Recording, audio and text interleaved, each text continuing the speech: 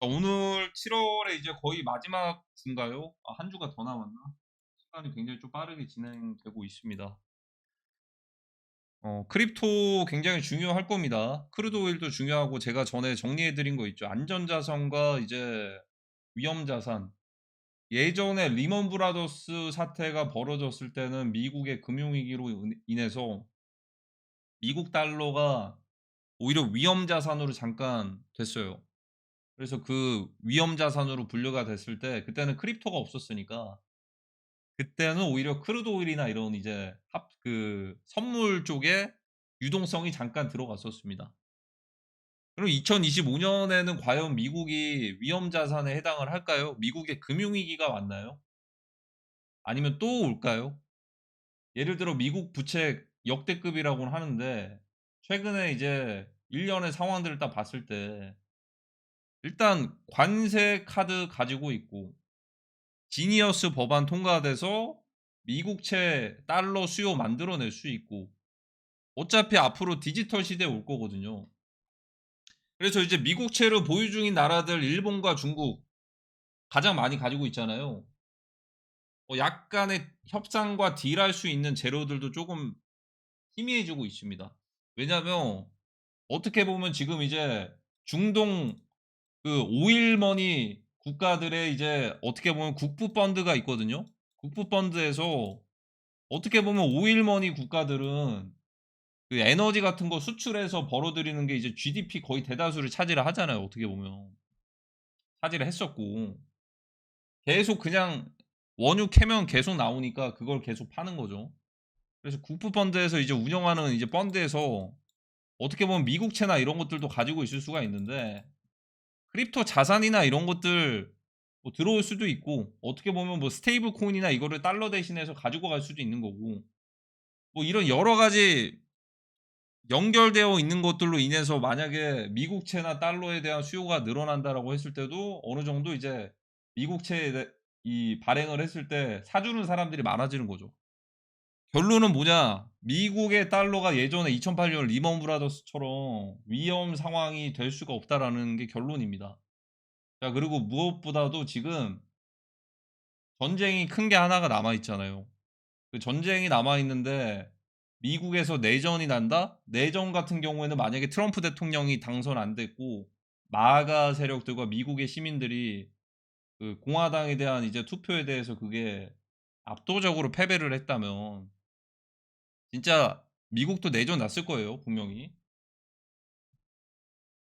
근데 승리를 했기 때문에 내전을 피해 간 겁니다. 내전을 피해 갔어요. 자, 그러면 일단은 이런 게 있는 것 같아요. 지금 전 세계가 돌아가는 것들이 무언가 승리한 쪽에서는 전쟁을 좀 피해갈 수 있는 기회들을 주는 것 같고 패배한 쪽에서는 전쟁 리스크가 있는 것 같은데.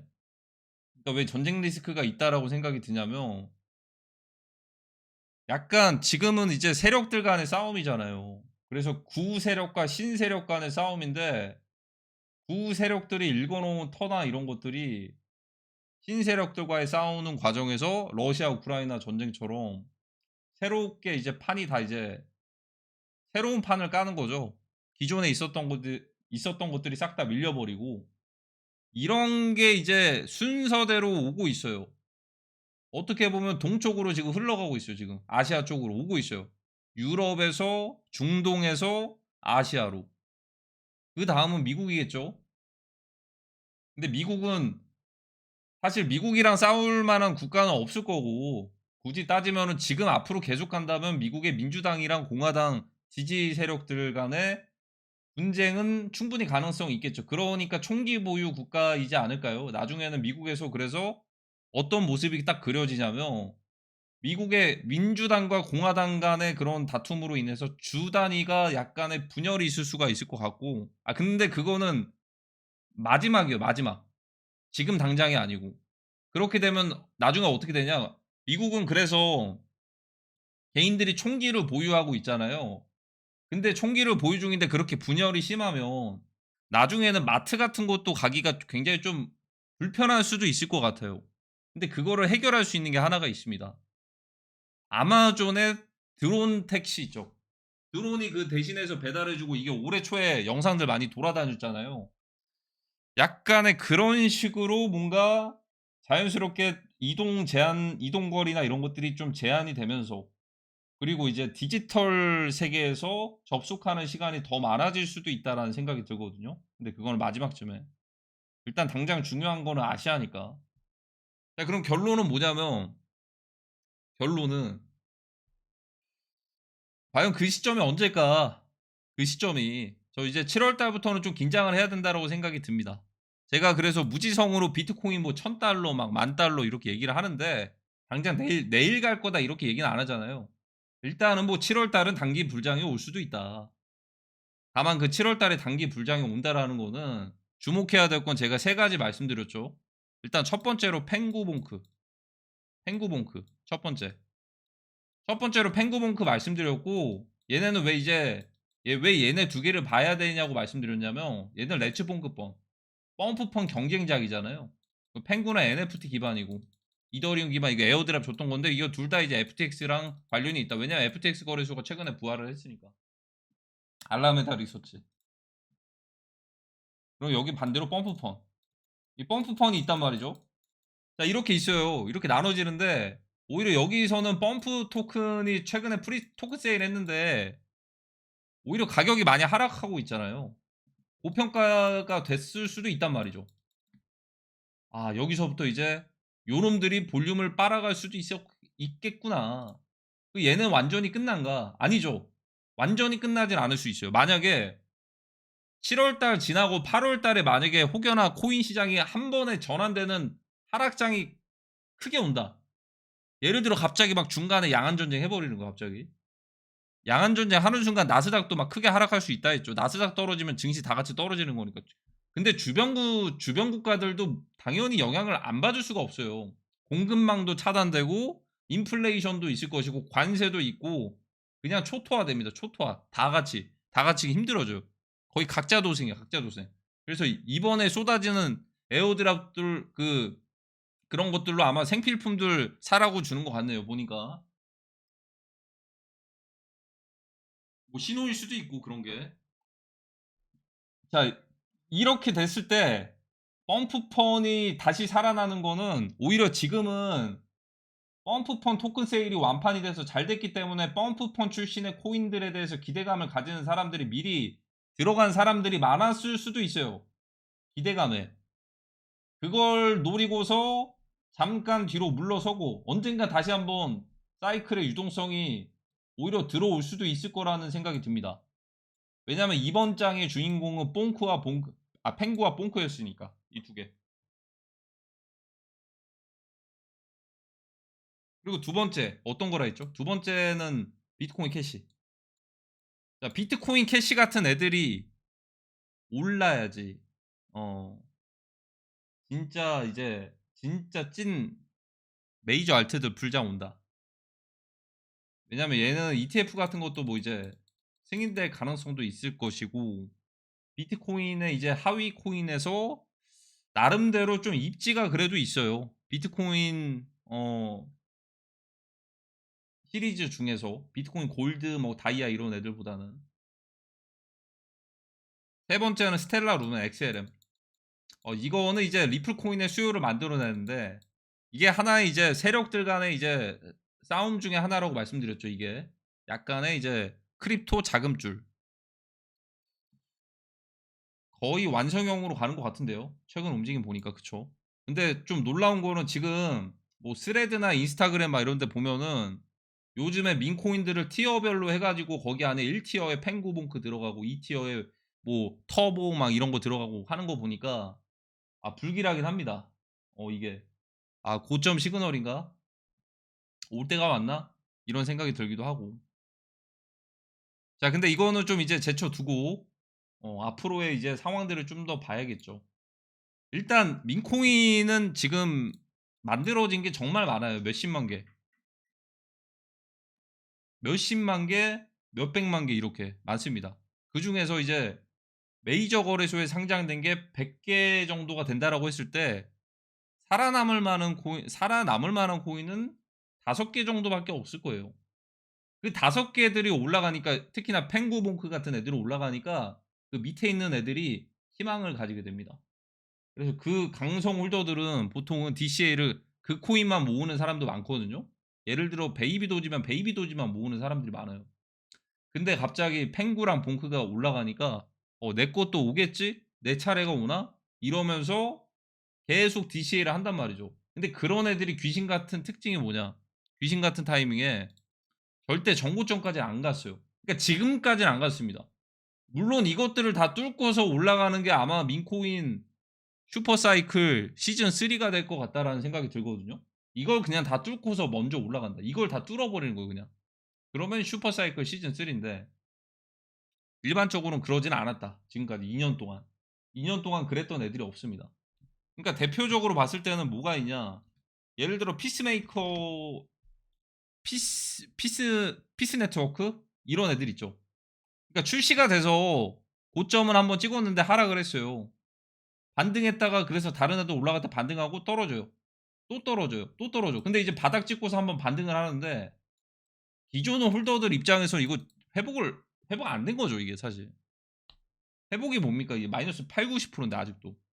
그러니까 이런 강성 홀더들이 꽤나 많단 말입니다.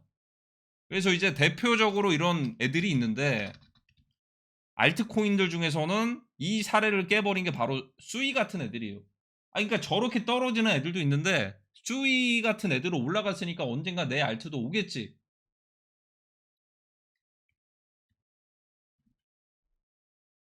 뭐 월드나 피스 네트워크나 이런 애들은 이렇게 떨어져 버리고. 그러니까 100개 중에서 2-3 개, 5개 이런 애들이 살아나다 보니까 '내 것도 가겠지.'라는 기대감을 가질 수밖에 없는 상황이 온다. 근데 뒤통수를 쳤던 적이 많았던 거죠. 지금 곰곰이 한번 '그 순간이지 않을까.'를 생각을 해 봐야 될 수도 있습니다, 어떻게 보면. '아 지금 올 때까지 다 온 건가? 지금 올 자리까지 다 왔나?' 생각해 봐야 될 수도 있어요. 제가 말씀드렸던 7월 달 시작과 끝은 이렇게 끝난다가 지금의 시작일 수도 있어요. 하지만 몇몇 알트코인들은 그래도 시원시원하게 순환될 수도 있을 거예요. 잡알트 코인들이나 로우 캡들. 왜냐하면 유동성이 그래도 그 흩어지면서 순환은 될 거거든요. 기대는 되는데 정말 조심해야 될 것 같다는 생각이 듭니다. 왜냐하면 일단은 제가 전에 말씀드렸던 오피셜 트럼프 민코인 거의 목표 가격까지 거의 다 도달하고 있어요. 12.5달러나 이 구간까지. 제가 볼 때 오피셜 트럼프 민코인은 언젠가는 $60 갈 겁니다. 근데 지금은 아닌 것 같고요. 오피셜 트럼프 민코인이 주목받는 날은 디지털 시대에 미국 미국인들도 다 같이 이제 발빠르게 움직이는 그런 구간이 될 것 같고 그때는 이제 세계 대전이 거의 다 이제 끝났을 무렵에나 그렇게 될 것 같아요. 그러니까 지금 급한 게 아닌 거죠, 전혀. 지금 급한 게 아닙니다. 그리고 트럼프 대통령 재단 쪽에서는 이미 고점에서 매도를 해 가지고 돈들을 이미 많이 벌었어요. 근데 그것들을 지금 이제 1 년도 안 된 사이에 다시 머금고서 올리기에는 펀더멘탈이 솔직히 좀 부족하거든요. 근데 맘만 먹으면 올릴 수 있어요. 이거 시총이 그렇게 은근히 높지가 않아요. 막말로다가 만약에 미국에서 맘만 먹으면은 그 골든패스 판매 대금만 몇십 조가 넘는데 몇백 조였나? 그거 대신해서 오피셜 트럼프 민코인 가지고 있으면은 뭐 10% 할인해 준다 하면은 오피셜 트럼프 민코인 사고서 비자 골든 비자 유지되는 기간 동안 이거를 홀드할 거 아니에요. 오피셜 트럼프 민코인을. 기가 막히죠? 그러니까 팔 일이 없잖아요. 그러니까 골든 패스 비자를 USD 달러로 살 수도 있지만 지금의 미국이라면 그냥 이제 앞으로 됐을 때 어느 정도 이제 정리가 됐을 때 골든 패스 이런 뭐 비자 같은 것들 끊으려면 오피셜 트럼프 민코인 뭐 7만 개를 가지고 있으면 프리패스 뭐 70만 개를 가지고 그러면 이제 비자 혜택 받는 기간 동안 사 가지고 스테이킹을 해 두거나 락업해 둘 수밖에 없잖아요 이게. 유통량이 줄어들 것이고 수요는 많아지고 가격도 올라가고 마치 바이백 효과까지 만들어낼 수도 있고 그거 맘만 먹으면 만들어낼 수 있다라고 보거든요. 근데 아직은 그렇게 급한 건 아닌 것 같아요 보니까. 어 그리고 그다음부터가 중요한데 바로 이제 비트코인이죠. BTC. 자, 지금부터가 이제 중요할 겁니다. 왜 중요하냐? 저는 비트코인 20만 달러 못 간다고 생각이 들고, 저 이거 역대 최고점 될 수 있다고 봐요. 2025년 기준. 그리고 앞으로 지금 비트코인 1이에요. BTC 1.0입니다. BTC 1이에요, 이거. BTC 1.0 기준, 여기서 최고점 찍잖아요. 저 다시는 회복 못 할 수도 있다고 봐요. 다시는. 왜냐하면 중간에 언젠가는 사토시가 나타날 거거든요. 근데 이거 반전이 있을 수가 있는 게 뭐냐? 한번 유동성이 빠져가지고 회복하지 못하는 애들은 굳이 그것들을 회복시켜줄 만한 메리트가 없어요. 왜냐하면 자본 세력들은 다른 것들을 찾아 나서면 되거든요. 그래서 전에 말씀드렸던 ETF 시나리오 있죠. ETF 기관들이 지금까지는 질서가 지금 유지가 되고 있는데, 혹여나 유동성이 엄청 부족해질 만한 그런 상황이 됐을 때 미리 선수 쳐서 매도할 수 있다. 그게 법적으로 문제가 되진 않습니다. ETF 조항에 있고. 근데 그건 천재지변 같은 일들이. 근데 기관들이 그런 선택을 했을 때 혹여나 비트가 올라가 버리면 골치 아프겠죠. 그러니까 확실한 상황일 때 매도를 할 거예요. 그러면 지금 기관들이 보유 중인 비트코인이 사토시보다 많거든요. 120만 개인가? 그중에서 한 절반 정도는 그렇게 먼저 유동성 축소될 거 대비해 가지고 선수 쳐서 매도하는 기관들이 승자가 될 겁니다. 그거 안 했을 때 그냥 ETF 홀더도 그냥 ETF 주식도 휴지 조각 돼 버리는 거예요, 그냥. 휴지 조각.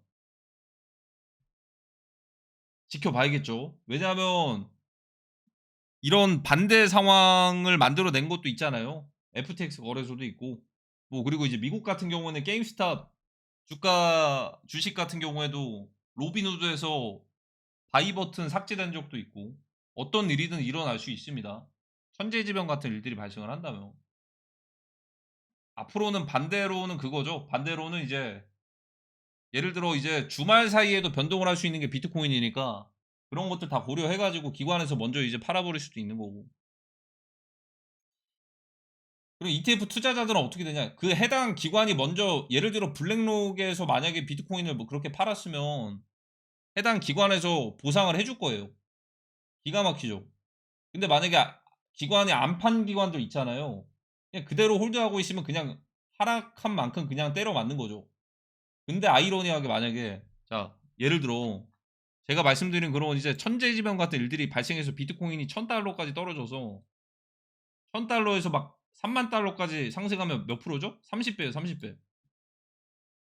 비트코인이 10만 달러에서 300만 달러 가나? 이것도 30배죠. 10만 달러에서 30만 달러. 이것도 30배 오른 거예요. 1000달러에서 3만 달러까지 가도 30배인데. 그러면 30배 먹을 거면 어떤 게 나을까? 제가 세력이면은 1000달러에서 3만 달러까지 가는 거 먹을 것 같은데. 그리고 첫 번째로 지금 하락하는 거 일단 공매도로 한번 먹고 반등하는 것도 셀 거 아니에요, 이게. 제가 세력이면 그럴 것 같아요. 이것까지 올리기에 비용이 너무나도 많이 든단 말이죠. 너무나도. 지금까지 신규 유입이 늘어났으면 늘어났지 앞으로 더 늘어날 거라는 생각이 안 들거든요. 지금 비트코인이 어떻게 보면 바이럴이 된 게 2017년부터 25년까지 8년인데 지금까지 비트코인 거래를 한 번도 안 해본 사람은 앞으로 어떤 일이 있어도 비트코인 거래를 안 할 거라고 저는 생각이 들어요. 그래서 늘어난 사람들은 다 늘어났다라는 생각이 듭니다. 앞으로가 중요하겠죠. 저희 패밀리 분들은 이 사이클 한번 꼭 드셔보길 바랍니다. 1000달러에서 3만 달러? 거래소가 서버만 닫혀 있지 않으면 이게 엄청난 거죠. 그냥 레버리지 어떻게 적절하게 써가지고 1억만 잡아도 30억 되는 거고 10억 잡으면 300억 되는 건데 이 돈이 어디서 나냐? 이거 청산된 자금들이 다 그렇게 가는 겁니다. 이렇게 청산된 자금들이. 이거 근데 비슷하게 루나에서 한번 나온 적이 있어요. 루나가 한 200배 올랐나? 저희 예전에 저희 패밀리 분 중에서 제 기억나는 분 한 분 닉네임은 잘 기억이 안 나는데 어떤 분이 그 루나 코인 그때 폭락했을 때 덱스 쪽이랑 이렇게 거래소에서 딱 상장됐을 때 해가지고 200배 정도 실제로 받아줄 만한 사람들이 있었다라고 해요. 근데 그런 일들이 좀 흔치는 않겠죠. 흔치는. 그러니까 비트코인은 앞으로 그런 운명이 좀 이제 남아 있다라는 생각이 듭니다. 이제 앞으로 뭐 이제 여기서 뭐 10%를 더 올라가나 그대로 떨어지나 그게 그거라고 저는 생각이 들어요. 10% 정도 뭐 더 가봤자 뭐 먹을 게 얼마나 더 있겠습니까? 그쵸? 뭐 10% 정도 뭐 더 갈 수도 있을 것 같기도 하고 아니면 저는 어쨌든 그 기준은 9만 달러로 보고 있어요. 9만 달러. 일단 9만 5천 달러. 그리고 더 무서운 게 있을 겁니다. 왜냐하면 사토시가 진짜 누구냐로 밝혀질 만한 사이즈가 이제 나올 때가 됐거든요. 정말 만에 하나 크레이그 라이트라는 인물이 있어요. 크레이그 라이트는 본인이 사토시 나가모토라고 주장하는 인물입니다. 그래서 이 사람이 코인을 하나 만들었거든요. 크레이그 라이트 진영 쪽에 붙은 사람들이 BSV라는 지금 비트코인 비전 있죠. 이 코인을 만들었어요. 근데 지금 소송 중인 게 본인이 사토시냐 아니냐로 그걸 소송 중인데 정말 신기한 게 뭐냐. 신기한 게 아니 그냥 증명하면 되잖아요. 아니 그냥 지갑 100만 개 있는 거 딸까 그냥 움직이면 될 거 아니야. 그것만큼 정확한 게 어디 있겠어요. 아 그러니까 이게 그날만을 위해서 퍼즐로 남겨둔 거일 수도 있어요 이게. 그날만을 위해서. 그러니까 크레이그 라이트가 진짜로 사토시 나가모토 100만 개 지갑으로 움직일 수도 있다 이 말입니다. 그날이 됐을 때는. 근데 이 크레이그 라이트의 움직임으로 그 변동 한 번 있었던 적이 있거든요. 2018년에. 그때를 경험해 보지 못한 사람들은 앞으로 다가올 일들이 가늠이 안 될 거예요. 어차피 앞으로 크립토 시장을 거래를 하실 거면 한번 경험을 해 보는 것도 크게 도움은 될 겁니다. 한번. 근데 저희는 또 이제 패밀리 분들은 제가 미리 말씀드리는 것처럼 그런 경험을 두 번 크게 할 필요는 없다 이 말입니다. 그럼 어떤 상황이 발생할 수 있냐면 크레이그 라이트가 있는 비트코인을 매도할 수도 있고요. 매도를 하고 BSV로 오히려 사 버릴 수도 있어요. 사토시 비전 이거 BSV. 얘네 디커플링 되거나 비트는 폭락하고.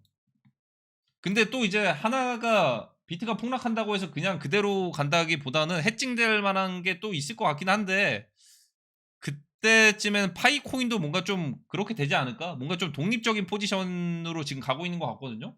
얘는 그냥 불장이나 상관이 없어요, 그냥. 불장이나 상관없이. 어쨌든 뭐 요 두 개는 그런 상황일 때 뭔가 좀 이례적인 반응이 나올 것 같기도 합니다. 다른 애들 다 폭락할 때. 크레이그 라이트가 사토시라는 것만 증명하는 거는 이제 하나만 남았거든요. 예전에 사토시와 같이 작업을 했다. 뭐 예전에 비트코인 포럼에서 뭔가를 했다. 이런 것들보다 더 중요한 거 그러니까 지금 100만 개 비트코인 지갑 있는 거 움직일 수 있냐고 이거거든요. 그리고 움직이는 거 움직이고 매도하는 거 불법 아니에요. 팔고 싶으면 파는 겁니다.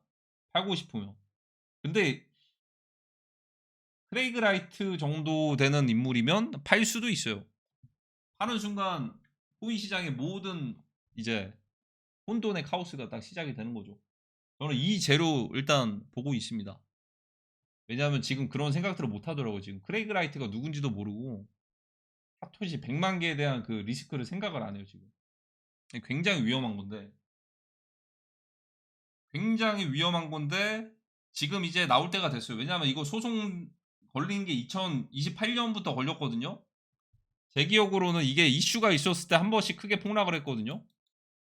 18년, 21년에서 22년. 지금 이제 나올 때가 됐어. 2025년. 이쯤에 나올 때가 됐어요. 그러니까 이 시기 때는 사토시 관련 소송 2차전이었나? 굉장히 장기간 오랫동안 지속이 돼 가지고 이제 곧 결론이 나올 때가 됐어요. 마지막 반전으로 지금 크레이그 라이트가 만약에 비트코인 사토시 지갑 움직여 버리면 이거 비트코인 그냥 큰일 나는 거죠. BSV는 그때 운명이 바뀔 수도 있어요. 오히려 지금 당장 말고요. 지금 당장 말고 혹여나 사토시가 움직인다면. 그래서 최근에 8년 만에 발견되는 비트코인 이런 것들 있죠. 13년 만에 저 이런 것들이 시그널이라 봐요. 막 그때 평단 1달러에 샀는데 11만 달러? 아 매도해서 몇 조를 벌었니? 이거 굉장히 위험한 시그널입니다. 잔잔한 그런 '잃어버렸다.'라고 생각하는 그런 지갑들이 현금화가 되고서 본격적인 진짜 마지막 제로인 사토시 지갑만 딱 등장하면 비트코인 $1000 되는 겁니다.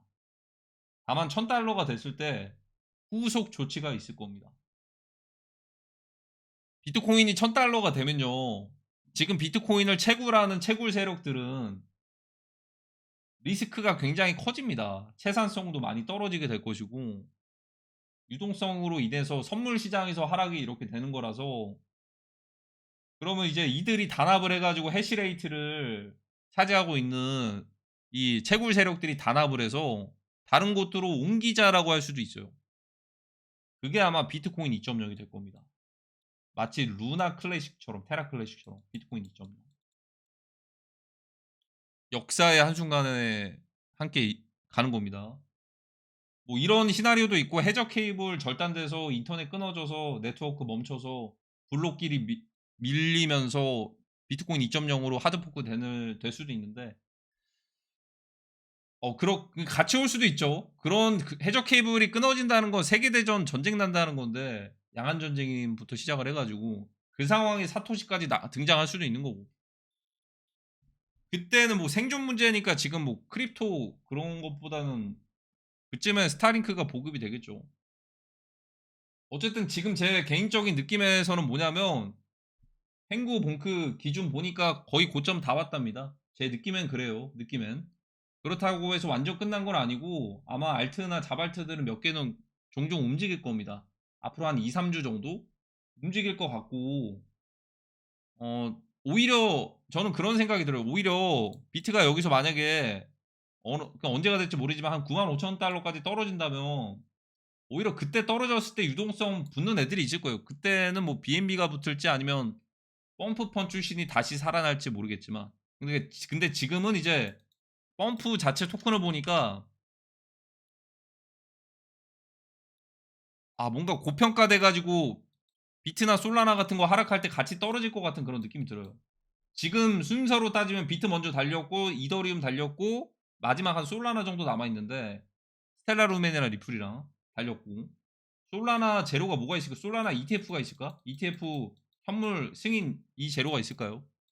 막바지 순환 다 되면은 저는 끝자락이 될 수도 있다라고 보고 다음 하락은 조정 정도가 아닐 수가 있을 겁니다.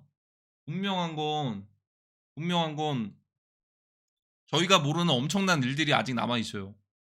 그것들 저희 꼭 살아남아서 덱스 대불장까지 달려가 봐야 됩니다. 덱스 대불장은 엄청난 기회가 될 거니까.